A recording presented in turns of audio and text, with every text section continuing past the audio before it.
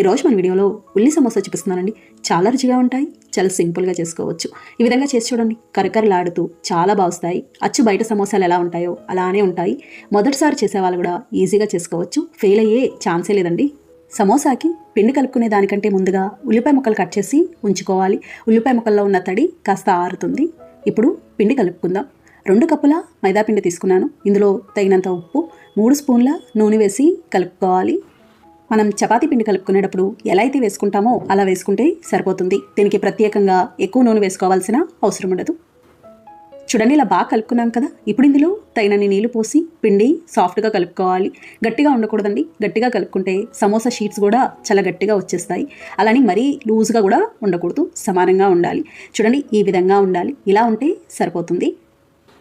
ఇలా బాగా కలుపుకొని మూత పెట్టేసి ఒక్క 10 నిమిషాల పాటు నానబెట్టుకోవాలి. 10 నిమిషాలు నానితే సరిపోతుంది. 10 నిమిషాల తర్వాత ఈ విధంగా ఉంటుంది. మళ్ళొకసారి కలుపుకోవాలి. ఇలా కలుపుకున్నాక చిన్న చిన్న పిండి ముద్దలు చేసుకోవాలి. ఎందుకంటే మనం ఇక్కడ పల్చని చపాతీలా చేస్తాం కదండి, చిన్న ముద్దలు చేసుకుంటే సరిపోతుంది. చూడండి, అన్నీ ఇలా చేసుకున్నాం కదా.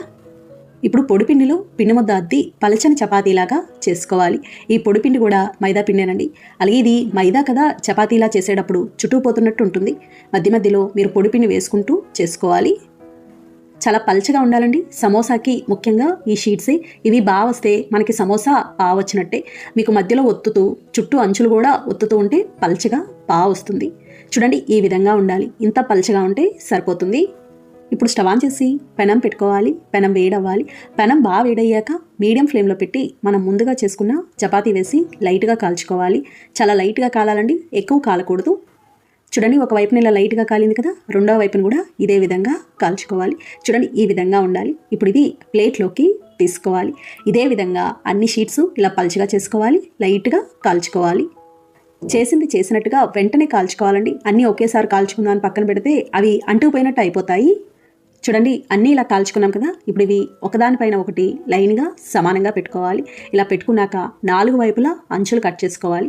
మరీ ఎక్కువ లావుగా కట్ చేసుకోకూడదు, ఇలా లైట్గా కట్ చేసుకుంటే సరిపోతుంది. అదైనా మనకి కట్ చేయడం వల్ల సమానంగా ఉంటుందని. ఇలా 4 వైపులా అంచులు కట్ చేసుకున్నాక ఇప్పుడు ఈ విధంగా సమోసాకి షీట్స్ కట్ చేసుకోవాలి. నేను చేసింది కొద్దిగా పెద్ద చపాతీ కాబట్టి 3 వరుసలు కట్ చేసుకున్నానండి. ఒకవేళ చిన్నదనుకోండి 2 వరుసలే కట్ చేసుకోండి. ముందే కట్ చేసుకోవద్దు, చూసుకోండి ఎన్ని వరుసలు వస్తున్నాయో. చూసారు కదా సమోసా షీట్స్ ఎంత చక్కగా ఉన్నాయో. ఇప్పుడు మనం అంచులు కట్ చేసుకున్న ముక్కలు ఉన్నాయి కదండి, వాటిని ఇలా చిన్న ముక్కలుగా కట్ చేసుకోవాలి. ఇవి స్టఫింగ్లోకి ఉపయోగపడతాయి. ఇప్పుడు సమోసా అంటించుకోవడానికి మైదా పిండిలో కొంచెం నీళ్లు పోసి పిండి చిక్కగా కలుపుకోవాలి. మరీ పల్చగా ఉండకూడదు. చూడండి, ఇలా కలుపుకున్నాం కదా, ఈ విధంగా ఉంటే సరిపోతుంది. డీప్ ఫ్రైకి సరిపడా నూనె పెట్టుకోవాలి. నూనె వేడవ్వాలి. నూనె వేడయ్యాక మనం ముందుగా కట్ చేసుకున్న ఈ చపాతీ ముక్కలు వేసి ఫ్రై చేసుకోవాలి. క్రిస్పీగా వచ్చేంత వరకు వేయించుకోవాలి. చూడండి, ఇవి ఇలా వేగినాయి కదా, ఈ రంగు వస్తే సరిపోతుంది. ఇప్పుడు ఇవి ప్లేట్లోకి తీసుకోవాలి. ఎందుకంటే ఇవి మనకి స్టఫింగ్లోకి ఉపయోగపడతాయి అన్నాను కదా. ఇప్పుడు స్టఫింగ్ చూద్దాము.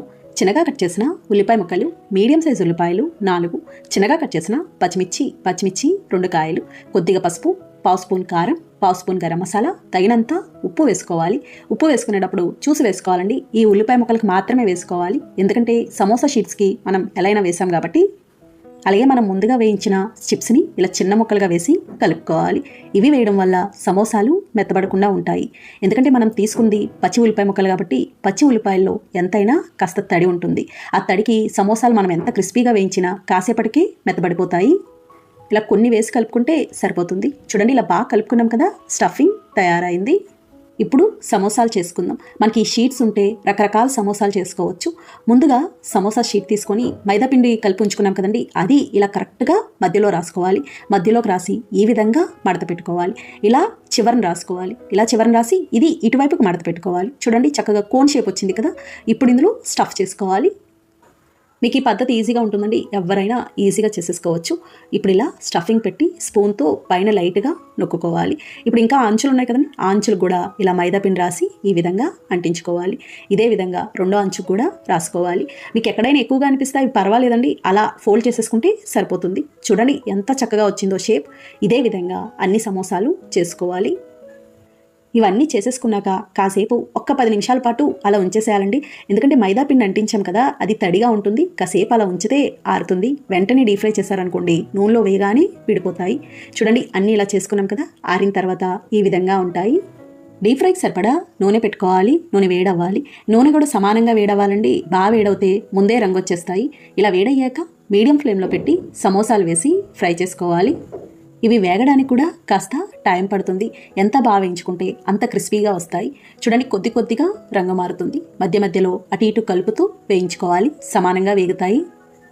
త్వరగా వేగట్లేదని మంట మాత్రం అస్సలు పెంచొద్దు.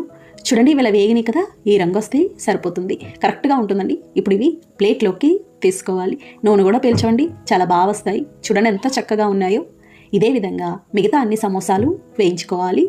మీడియం ఫ్లేమ్లో ఉంటే సరిపోతుంది. మంట తగ్గించాల్సిన అవసరం ఉండదు.